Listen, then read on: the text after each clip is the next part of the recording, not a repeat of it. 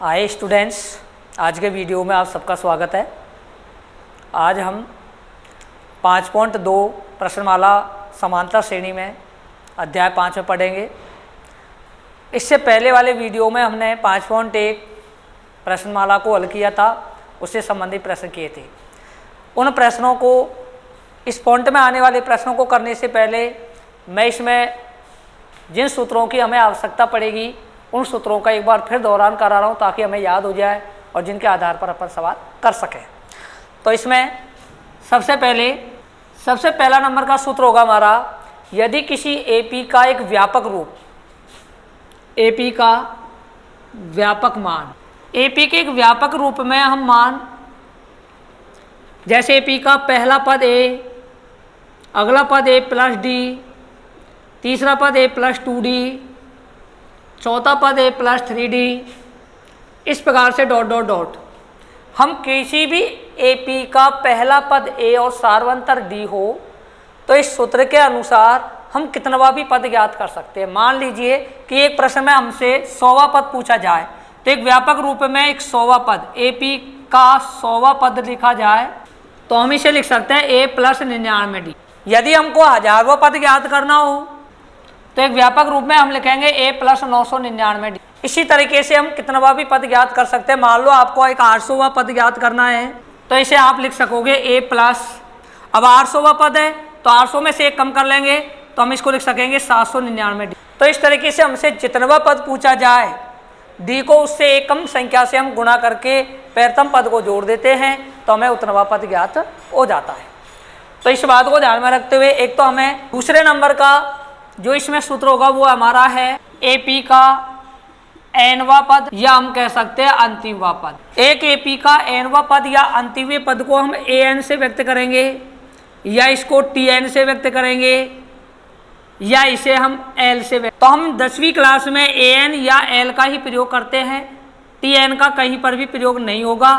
इसलिए हम कहते हैं एन या एल बराबर ए प्लस कोष्टक में n-1। ये एपी का एनवा पद या अंतिमवा पद ज्ञात करने का सूत्र है।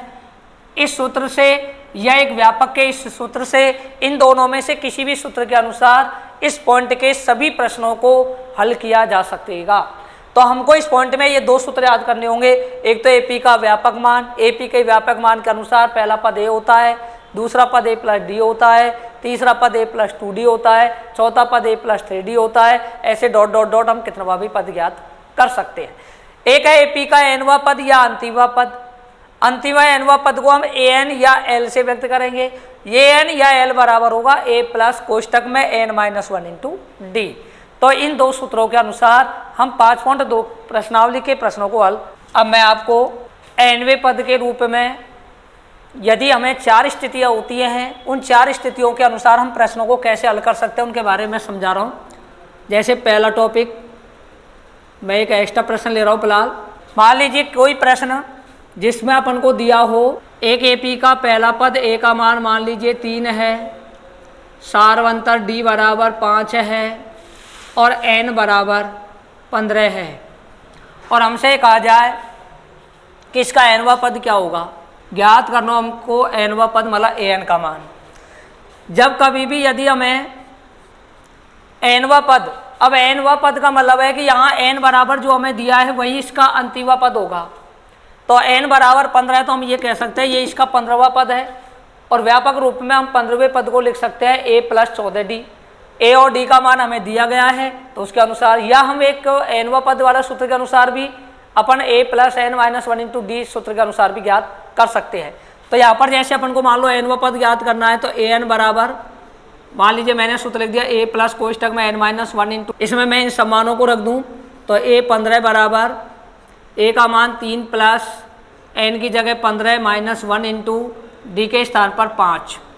तो ए 15 बराबर हो गया 3 प्लस 15 में से गए तो 14 इंटू 5, 14 गुणा 5 करेंगे ए 15 3 बराबर प्लस 15 गुणा इसको करते हैं 5 और 20 की 0, 5 का 5 और 2 7, 14 5 70 मतलब, और 70 में 3 जोड़ दें तो ए 15 बराबर हो गया 73। तो इसका 15वां पद जो होगा वो 73 होगा। यदि किसी भी प्रश्न का पहला पद सार्वंतर डी और अंतिम पद में अपन को पदों की संख्या दे दी जाए तो हम इस तरीके से उसका कितना जितना अंतिम पद है उतना मान ज्ञात कर सकते हैं। इसी तरीके से दूसरा प्रश्न इस तरीके से हो सकता है। मान लीजिए प्रश्न में हमें पहला पद दे दिया गया है ए बराबर 3, डी बराबर दिया हुआ है 5 और एन के स्थान पर मान लीजिए हमें ए एन का मान दे दिया, ए एन बराबर दे दिया गया है 73 और फिर हमसे कहा जा रहा है कि ये पदों की संख्या ज्ञात कीजिए, एन का मान हमें ज्ञात। यदि किसी भी प्रश्न में पहला पद सार्वंतर और अंतिम पद दे दिया जाए, पदों की संख्या ज्ञात करवाता है, तो आपको हमेशा इस वाले सूत्र का प्रयोग करना होगा, ए एन बराबर ए प्लस कोष्टक में एन माइनस। यहाँ पर अपन इसी सूत्र का प्रयोग करेंगे, अंतिम पद ए एन बराबर ए प्लस छोटे कोष्टक में एन। इस सूत्र के आधार पर ही हम एन का मान निकाल सकेंगे। अब इसमें मैं मान रख रहा हूँ। सबसे पहले जैसे ए एन का मान यहाँ पर है 73, ए का मान है 3 प्लस एन के स्थान पर एन माइनस 1 इंटू डी के स्थान पर लिख देंगे हम 5। अब हम चाहें तो यहाँ 3 का इधर पक्षांतर करके एन माइनस 1 का मान निकालने के लिए 5 का भाग दे देंगे और इसका पक्षांतर करके एन का मान निकाल सकते हैं, या हम 5 से इन दोनों को गुणा करके सरल कर लिया जाएगा। जैसे मैं 73 बराबर 3 प्लस 5 एन माइनस 5। अब देखिए 3 और ये माइनस का 5 है, इन दोनों का मैं इधर पक्षांतर कर देता हूँ, इसको अपन इस तरीके से लिख सकें।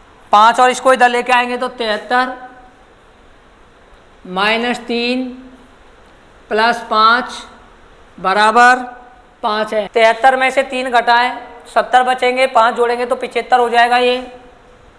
तो इधर 75 बराबर 5 एन, तो एन बराबर हो जाएगा 75/5। 5 के पाड़े से इसे काटेंगे तो ये हो जाएगा 5 एकम 5 और 5 25, तो एन बराबर आ गया 15। तो यहाँ पदों की संख्या 15 है। जो हमको यहाँ पर 73 दिया गया है वो इसका 15वां पद है, तो हम ये कह सकते हैं कि पदों की संख्या इसमें 15 होगी। इस तरीके से हम पदों की संख्या ज्ञात कर सकेंगे। तीसरा जो प्रश्न होगा इस तरीके से होगा। मान लीजिए हमें पहला पद ए बराबर 3 दिया हुआ है, इसका अंतिम पद ए एन बराबर हमें 73 दिया हुआ है, इसके अलावा हमें डी बराबर दे दिया जाए, या मान लो एन बराबर दे दिया जाए। एन बराबर हमें 15 दे देता है और हमसे कहता है इसका सार्वंतर ज्ञात। डी का मान हमें यहाँ पर इसमें ज्ञात करना है। तो किसी प्रश्न में यदि पहला पद, अंतिम पद और पदों की संख्या दी गई हो और हमें सार्वंतर ज्ञात करना हो, तब भी हम इसी सूत्र के अनुसार ज्ञात कर सकते हैं। ए एन बराबर ए प्लस कोष्टक में एन माइनस 1 इंटू डी। इसमें ए एन के स्थान पे हम लिख देंगे 73 बराबर ए के स्थान पर 3 प्लस एन के स्थान पर लिख देंगे 15 माइनस 1 इंटू डी।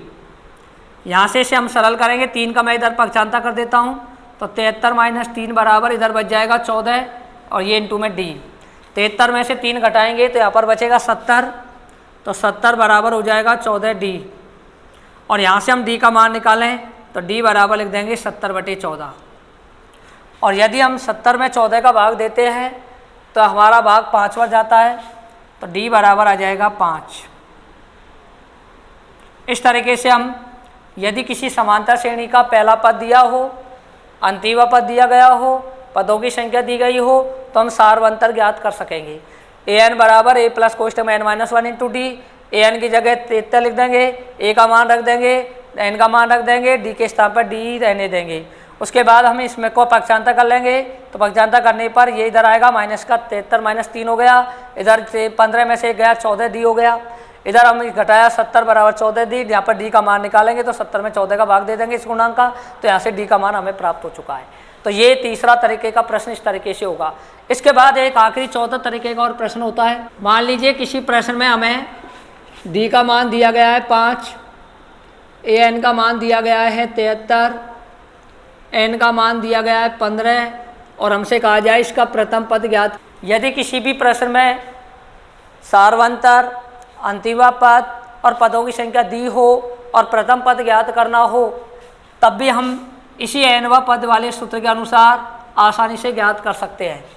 तो हम इसी तरीके से यहाँ पर भी सूत्र लिख देंगे। ए एन बराबर ए प्लस कोष्टक में n-1 इंटू रखते हैं तो an के स्थान पर 73, a के स्थान पर a ही रहेगा, n के स्थान पर 15-1 इंटू डी के स्थान पर हो जाएगा 5।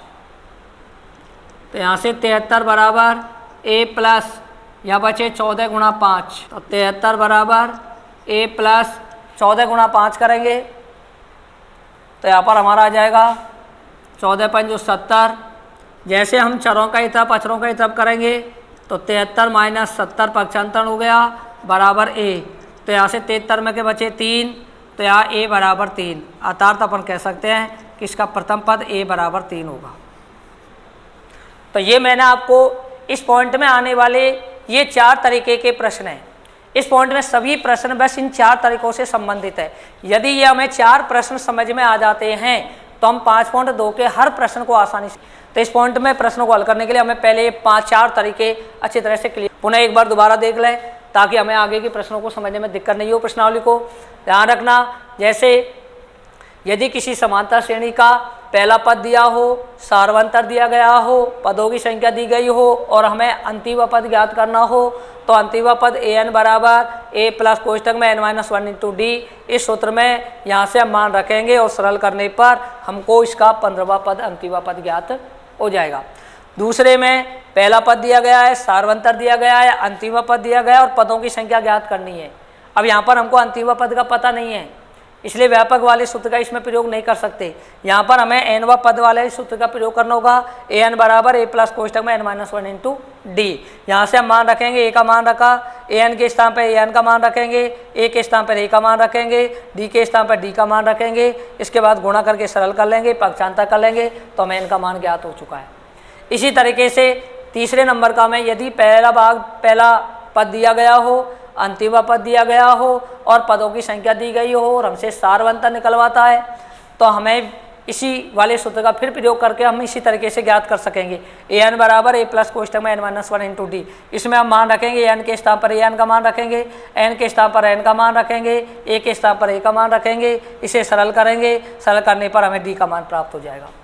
इसी अंतिम तरीके से यदि किसी प्रश्न में सार्वंतर दिया गया हो, अंतिम पद दिया गया और पदों की संख्या दी गई हो और प्रथम पद ज्ञात करना हो तो हम इसी तरीके से an बराबर a plus n-1 into D, इसी सूत्र के अनुसार इसमें भी हम a का मान ज्ञात कर सकते हैं। तो ये आपके 4 पार्ट दिए गए हैं। इन 4 भागों को समझते हुए इस प्रश्नावली के प्रश्नों को अपन अब शुरुआत करेंगे। अब हम किताब के प्रश्नों को करेंगे, उनको आप जैसे दिया गया समझेंगे। पहले प्रश्न में लिखा है ज्ञात की। अब इसमें 3 भाग है, जिसका पहला भाग है समांतर श्रेणी AP दी गई है 2, 7, 12 ... और कहा जा रहा है 10वां पद। पहला भाग ये है इसका। दूसरा भाग में दिया है AP श्रेणी है, AP श्रेणी में लिखा है √2, 3 √2, 5 √2 ... और कहा जा रहा है प्रश्न में इसमें 18वां पद ज्ञात कीजिए। 3 प्रश्न है, उनमें से मैंने 2 प्रश्न लिखे, एक प्रश्न को मैं आपको वैसे साधारणतः लिखाऊंगा, उसको आप लोग इसी तरीके से कर सकेंगे। तो मैं इन 2 प्रश्नों को समझा रहा हूँ, इनके आधार पर इसका तीसरा पार्ट आप लोगों को लिखा दिया जाएगा, जिसको आप कर सकते हो। तो जैसे पहले भाग में हमें यदि कोई भी समांतर श्रेणी एक सूची के रूप में दी गई हो तो उस अनुक्रम से आप 2 चीज़ ज्ञात करेंगे, एक तो उसका पहला पद और एक उसका सार्वंतर। अंतिम पद यदि ... के बाद यहाँ पर कोई संख्या, जैसे अब यहाँ पे लिखा है 10वां पद, तो ये 10वें पद का मतलब है पदों की संख्या, कि हमें 10वां पद का मतलब हमें यहाँ पर पदों की संख्या 10 है। तो हम इस प्रश्न से 3 चीज़ें निकालेंगे। एक तो निकालेंगे a का मान, तो किसी भी सूची का जो पहली नंबर की संख्या होती है वो इसका पहला पद होता है, इसलिए a बराबर आ गया 2। दूसरी चीज़ निकाल सकते हैं हम सार्वंतर d का मान, और d निकालने के लिए हमेशा किसी भी AP में से दूसरे पद में से प्रथम पद घटा दीजिए तो आपको सार्वंतर ज्ञात हो जाएगा। तो 7 - 2 बराबर 5। इसके बाद हमसे कहा जा रहा है इसका 10वां पद ज्ञात कीजिए, तो इसका मतलब n बराबर हमें 10 दिया गया है। अब हमें इस AP का 10वां पद निकालना है, तो हम यहाँ पे लिख सकते हैं एक व्यापक रूप में AP का 10वां पद, और किसी भी श्रेणी का इस प्रकार से कितनवा भी पद ज्ञात करना हो तो हम एक व्यापक रूप में सूत्र ये लिख सकते हैं कि जैसे 10वां पद लिखा है तो हम लिख सकते हैं a प्लस 9D। अब इसमें हम ए और डी का मान रख देते हैं। ए का मान 2 + 9 गुणा डी के स्थान पर 5, तो 9 × 5 जो 45, तो 2 + 45 और 2 में 45 को जोड़ेंगे तो यह आ जाएगा 47। तो इस एपी का यदि एक अनुक्रम 2, 7, 12 डॉट डॉट डॉट है तो उसके 10वें नंबर की संख्या 47 होगी। तो हम लास्ट में कह सकेंगे अतः एपी का 10वां पद बराबर 47 होगा। इस तरीके से पहले के 3 भाग हैं जिनको हम आसानी से कर सकते हैं। अब पहला भाग तो हमने ये कर लिया, इसी तरीके से दूसरे पार्ट को भी हम इसी तरीके से हल कर सकें। देखिए प्रश्न में हमें जो ये सूची दी गई है, इस सूची की जो पहली संख्याएं हैं वो पहला पद होगा और पहले पद को हम ए से व्यक्त करते हैं, तो यहाँ से ए बराबर हमें √2 प्राप्त हुआ है। दूसरी चीज़ हमें निकालनी है सार्वंतर, और सार्वंतर बराबर होता है द्वितीय पद माइनस प्रथम पद। द्वितीय पद में से प्रथम पद घटाएंगे तो मतलब 3√2 माइनस √2, 3√2 में से √2 घटाएंगे तो हमें डी बराबर प्राप्त हो जाएगा 2√2। एक इसके अलावा हमें एन बराबर दिया हुआ है, 18वां पद ज्ञात करना है, तो पदों की संख्या 18 हो गई। अब हमें इस एपी का 18वां पद निकालना है, तो हम यहाँ पे लिखेंगे एपी का 18वां पद, और 18वें पद को एक व्यापक रूप में हम कह सकेंगे a + 17d। अब देखिए हम यहाँ से a + 17d में a बराबर है √2 + 17 गुणा d के स्थान पे लिख सकेंगे 2√2, तो ये हो जाएगा √2 + 17 गुणा 2 करेंगे परिमेय संख्या तो 34 हो जाएगी, अपरिमेय संख्या √2 हो जाएगी। एक √2 में √2 संख्या को जोड़ते हैं तो यहाँ जैसे अपन x में अगर 34x जोड़ें तो ये जुड़ करके हो जाता है 35x। इसी तरीके से यहाँ पर जो √2 और इधर भी √2 गुणांक में है, तो यहाँ पर एक इस प्रकार से चर का मान के रूप में व्यक्त होते हैं। तो यहाँ पर हम जैसे ही √2 और 34 √2 को जोड़ें तो हमें चाहें तो इनमें से जैसे √2 मैंने कॉमन लिया तो यहाँ पे बचा 1 + 34, और 34 में यदि हम एक जोड़ दें तो ये हो जाएगा 35, तो इसको हम लिख सकते हैं 35। तो इस एपी का 18वां पद जो होगा वो 35 √2 के बराबर होगा। तो हम यहाँ पे कह सकते हैं इस तरीके से अतः एपी का 18वां पद बराबर होगा 35 √2। ये इसका इस तरीके से इसी किताब में एक इसका तीसरा पार्ट दिया हुआ है, मैं यहाँ पे लिख रहा हूँ तीसरा पार्ट में क्या संख्या है आप लोग कर सकेंगे। इसी तरीके से एक एपी सूची दी गई है जो मैं लिखा है 9, 17, 21, 9, 13, 17, 21 ... और ये कहा जा रहा है इसमें कि इसका 24वां पद ज्ञात कीजिए। अब ये सवाल बिल्कुल इनकी तरह ही है। इस एपी से पहला पद निकालोगे तो सार्वंतर निकालोगे, एन का मान यहाँ से प्राप्त हो जाएगा। अब 24वां पद कहा जा रहा है तो हम यहाँ पर एपी का व्यापक रूप में 24वें पद को a + 23d लिखेंगे, ए और डी का मान यहाँ से निकाल के उसमें रख देंगे तो हमको इसका 24वां पद ज्ञात आसानी से हो जाएगा। इस तरीके से पहले प्रश्न में 3 भाग हैं, तीनों भागों में से 2 भाग मैंने आपको समझाए हैं, एक भाग आप लोग इसी तरीके से कर सकेंगे। ठीक है विद्यार्थियों, अब इसके बाद हम चलेंगे अगले क्वेश्चन पर। प्रश्न नंबर 2 हल कीजिए, और इसके अंदर हमें 4 भाग दिए गए हैं। पहला भाग है समांतर श्रेणी 21, 18, 15, मतलब अपन को दिया गया है एपी 21, 18, 15 ...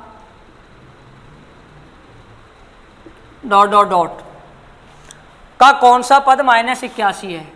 एक प्रश्न तो हमें ये दिया गया है, इसी का दूसरा प्रश्न भी इसी तरीके से है। एपी श्रेणी जो दी गई है उसमें कहा जा रहा है एपी 84, 80, 76 और ... का कौन सा पद 4 में से 2 प्रश्न मैंने जैसे ये लिखे हैं, इन 2 प्रश्नों को मैं पहले समझा रहा हूँ, उसके बाद इसके अगले 2 प्रश्न करेंगे। तो जैसे अपन को इस तरीके का कोई भी प्रश्न दे दिया जाता है तो हम इसको किस तरीके से सॉल्व कर सकेंगे। तो अच्छा बेटा देखिए, अब देखो हमें यहाँ पर एक एपी सूची दी गई है जिसका पहला पद 21 है, दूसरा 18 है, तीसरा 15 है, फिर ... और ये कहा जा रहा है कौन सा पद -81 है। मतलब जहाँ कहीं भी यदि प्रश्नवाचक चिन्ह जैसा प्रश्न पूछा जाए कि जैसे कौन सा, कितनवा, तो ऐसी स्थिति में हमेशा पदों की संख्या निकालनी होती है, मतलब n का मान ज्ञात करना होता है। और यहाँ जो संख्या लिखी जाती है वो इसका अंतिम पद कहलाता है। तो इसका मतलब यहाँ से अपन an का मान प्रश्न में दिया हुआ, n का मान यहाँ पे ज्ञात करना है। और हमें यहाँ से सूची से दो चीज़ निकाल सकते हैं, एक तो इसका पहला पद, तो इस सूची के अनुसार इसका पहला पद a बराबर इसका पहले नंबर की संख्या a का मान होगा। सारवंतर d का मान निकालें तो अपन जानते हैं कि एक AP सूची में से सारवंतर d बराबर द्वितीय पद माइनस प्रथम पद होता है। तो आप द्वितीय पद 18 में से -21 कीजिए तो यहाँ पर हमारा माइनस का 3 बचेगा। इसके अलावा हमें अंतिम पद दिया हुआ है an बराबर -81 है और फिर हमें यहाँ पर n का मान ज्ञात करना है। तो ये मैंने प्रश्नवाचक चिन्ह। अब मैंने आपको ऐसा प्रश्न पहले जब एक्स्ट्रा में बताए तो जब पहला पद दिया हो, सारवंतर दिया हो और अंतिम पद दिया गया, पदों की संख्या निकालनी हो, तो मैंने आपको इसके दूसरे नंबर पार्ट में आपको समझाया था जैसे। तो अपन यहाँ से अपने इस सूत्र का प्रयोग करेंगे।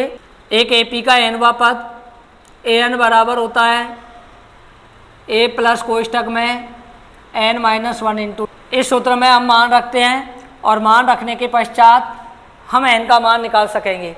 तो यहाँ से मैं मान रख रहा हूँ जैसे an बराबर -81 बराबर a बराबर 21 प्लस n के स्थान पर n ही रहने देंगे 1 इंटू डी के स्थान पर -3। अब हम क्या करेंगे, इस -3 को n से भी गुणा करेंगे और -3 को -1 से भी गुणा करेंगे और उसके बाद अलग अलग पदों के रूप में इस प्रकार लिख देंगे -81 बराबर 21। अब -3 को प्लस n से गुणा करेंगे तो ये माइनस का 3n हो जाएगा और -1 को -3 से गुणा करेंगे तो ये प्लस का 3 हो जाएगा। अब यहाँ से n का मान निकालने के लिए 4 एक तरफ करेंगे, अचरों को दूसरे पक्ष में लेके जाएंगे तो ये 3n इधर आएगा, फिलहाल माइनस का है तो इधर आते ही ये तो हो जाएगा प्लस का 3n और इधर 81 इधर जाएगा तो प्लस 21 प्लस 3 और ये भी इधर आएगा, फिलहाल माइनस का लेकिन इधर आते ही ये किसका हो जाएगा प्लस का। तो इस तरीके से 21 प्लस 3 प्लस 81 हो जाएगा। इनको हम जोड़ लेंगे तो 3n बराबर, अच्छा इनको जोड़ेंगे 3 और 1 4, 4 और 1 5, 8 और इधर 2, 8 और 2 10। तो इसको जोड़ने पर हमारे पास 105 प्राप्त हुआ। यहाँ से n का मान निकालेंगे तो इस 3 का गुणांक का भाग दे देंगे तो n बराबर हो जाएगा 105/3 और 3 के पाले से इसे जब काटोगे तो n बराबर हमें प्राप्त हो जाएगा 3 तिया 9 और 3 पंजो 15। इस तरीके से n बराबर 35 प्राप्त हुआ। तो हम कह सकते हैं कि यहाँ पर AP का जो -81 है वो 35वां पद है। तो हम यहाँ पे लिख सकेंगे अतः AP का 35वां पद -81 होगा। तो वो 35वां पद है जो -81 है। इसी तरीके का इसका दूसरा भाग है जिसको भी हम कर सकेंगे। जैसे हमने ये किया है बिल्कुल इसकी तरह ही ये प्रश्न है। इसमें भी एक समांतर श्रेणी दी गई है जिसका पहला पद 84, दूसरा 80, तीसरा 76 है। फिर आगे डॉट डॉट लिखा हुआ है और आगे लिखा गया है का कौन सा पद शून्य है, या जैसे -81 लिखा था या -81 के स्थान पर शून्य लिख दिया गया है। शून्य को हम जानते हैं कि हम शून्य के स्थान पर 0 का प्रयोग करेंगे। तो यहाँ से अगर हम मान निकालें तो इसका पहला पद a बराबर 84, d बराबर निकालेंगे तो a2 -a1 करेंगे, मतलब 80 में से 84 घटाए तो बराबर -4 बनता है। इसके अलावा हम यहाँ पर यह कहा जा रहा है कौन सा पद शून्य है, तो ये हमारा अंतिम पद है और अंतिम पद को हम an से व्यक्त करते हैं, इसलिए an बराबर या 0 दिया गया है। तब हमें ज्ञात करना है n का मान, तो n का मान हमें ज्ञात करना है, तो मैंने इसे प्रश्नवाचक से व्यक्त करता हूँ। अब हम केवल और केवल इसी तरीके से सूत्र का प्रयोग करेंगे और इसी तरीके से सरल करेंगे। तो यहाँ पर अपन सूत्र का प्रयोग लिख, सूत्र होगा हमारा अंतिम पद an बराबर a प्लस कोष्ठक में n-1। अब इस सूत्र में हम मान रखते हैं तो an बराबर यहाँ पर देखा जाए तो हमें क्या दिया गया है शून्य, तो an के स्थान पर हम शून्य लिखेंगे। a बराबर यहाँ पर 84 लिखा हुआ है, 84 लिखेंगे। n के स्थान पर n ही रहेगा -1 इंटू डी के स्थान पर -4 लिखेंगे। तो 0 बराबर 84। अब -4 को इन दोनों से उसी तरीके से गुणा करेंगे, पहले 4 को इससे करेंगे n से, फिर -4 को -1 से, तो इससे गुणा किया तो माइनस का 4n आया और माइनस माइनस प्लस का 4 हुआ। चारों को एक तरफ अचरों को एक तरफ लेके आएंगे तो ये इधर आएगा तो प्लस का 4n हो जाएगा, फिलहाल माइनस का है, पक्षांतर होते ही माइनस का हो जाएगा। जीरो का कोई अर्थ नहीं है, इधर लेके जाएंगे तब भी कोई परिवर्तन नहीं होगा। 84 और 4 मिलके हो जाएगा 88। यहाँ से n का मान निकालेंगे तो 88 में 4 का भाग दे देंगे, 4 के पहाड़े से 88 कट के n बराबर आ जाएगा 22। तो यहाँ से n का मान हमें 22 प्राप्त हुआ। इसका मतलब 22वां जो पद है वही शून्य होगा। तो हम यहाँ पर लास्ट में कह देंगे अतः AP का 22वां पद। तो इस तरीके से दूसरे क्वेश्चन में दो पार्ट जो हैं वो दोनों बिल्कुल एक जैसे इसी तरीके से हो सकेंगे। अब जैसे हमने इसके दो पार्ट किए हैं इसी तरीके से इसका तीसरा और चौथा पार्ट में है, उनमें केवल थोड़ा सा अंतर है और वो अंतर क्या है ये बात हमें यहाँ पर समझनी है। इनमें और इनमें ये अंतर दिया गया है जो अपना तीसरा और चौथा पार्ट है। जैसे इसमें तो कहा गया है कौन सा पद इतना है और उसमें ये कहा जा रहा है कि कितने ये इसके अंदर स्थित है या नहीं है। कोई भी पद उतनवे नंबर पर है या नहीं है। यदि n का मान एक पूर्ण संख्या आ जाती है, यदि पदों की संख्या एक पूर्ण संख्या आ जाती है तो वह पद उस श्रेणी के अंदर स्थित होता है, और यदि यहाँ पर n का मान पदों की संख्या एक पूर्ण संख्या नहीं होती है तो वह उस श्रेणी के अंदर स्थित नहीं होता है। तो इसकी जानकारी करने के लिए अब हमें तीसरा और चौथा प्रश्न इसी तरीके से हल करेंगे। देखिए जैसे बच्चों आज के समय के अनुसार अपने इतने ही प्रश्न हो पाएंगे। अगले वीडियो में इससे आगे के प्रश्नों को अपन हल करेंगे। यदि आपको कुछ समझ में आए, अच्छा लगे तो आप ज़रूर लाइक करें, शेयर